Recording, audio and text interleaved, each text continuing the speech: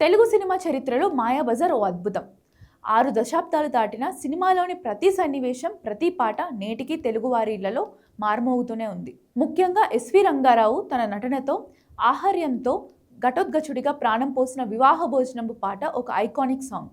అయితే ఈ పాట వెనుక ఒక ఆసక్తికరమైన అంతర్జాతీయ స్ఫూర్తి ఉందనే విషయాన్ని దర్శకుడు, నటుడు రవిబాబు ఇటీవల ఓ ఇంటర్వ్యూలో వెల్లడించి ఆశ్చర్యపరిచారు.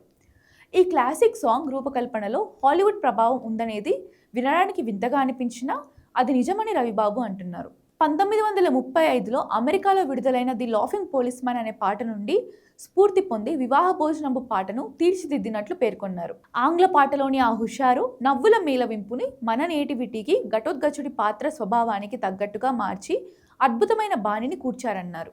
సంగీత దర్శకుడు ఘంటసాల గారు ఈ పాటను కంపోజ్ చేసిన విధానం నిజంగా ప్రశంసనీయం. ఒక విదేశీ పాటలోని ఆత్మను గ్రహించి దానికి పింగళి నాగేంద్రరావు గారి అమరమైన సాహిత్యాన్ని జోడించి తెలుగుతనాన్ని అద్దారు. ముఖ్యంగా పాట మధ్యలో వచ్చే ఆ విలక్షణమైన నవ్వులు, లయబద్ధమైన శబ్దాలు ది లాఫింగ్ పోలీస్ మ్యాన్ పాటలోని శైలిని పోలి ఉంటాయి.